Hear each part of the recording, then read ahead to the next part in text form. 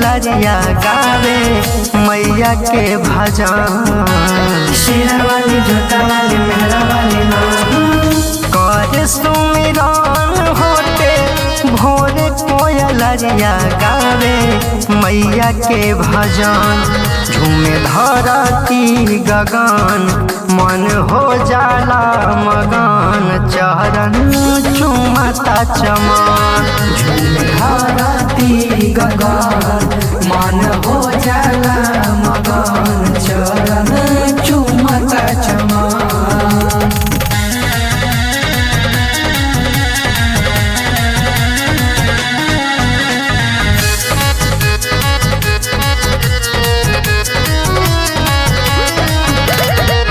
सेवा सतसंग मेला गल बाटे मन हो। कैली बछावर मैया अनमोल रतन हो। जय हो शेरा वाली मेहरा वाली जय माँ। सेवा सतसंग मेला गल बाटे मन हो।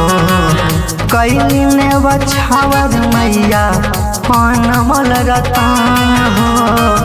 हर से नजरिया पर से अमृत बदरिया जब से लागल बा लगन। झूमे धरती गगन मन हो जाला मगन चरण चुमता चमन। झूमे धरती गगन मन हो जाला मगन चरण चुमता चमन।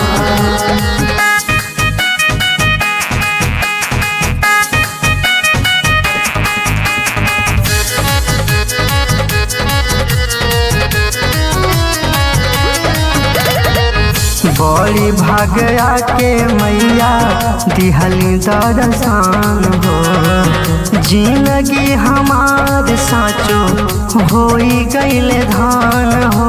शेरा वाली जोता वाली मेहरा वाली बड़ी भाग्या के मैया दिहली दर्शन हो। जिंदगी हमार साचो होई गईले धान हो। दिन ही में लौके लागल हम के अजोरिया जगमग करता भवन। झूमे धरती गगन मन हो जाला मगन चरण चुमता चमन। झूमे धरती गगन मन हो जाला मगन चरण चुमता चमन। कर सुमिरन होते भोरे कोयलरिया गावे मैया के भजन। जय हो शेरा वाली मेहरा वाली जय माँ। कर सुमिरन होते भोरे कोयलरिया गावे मैया के भजन।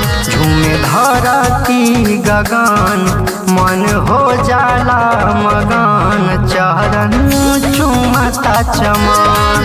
झूमे धरती गगन मन हो जाला मगन चरण चुमता चमन।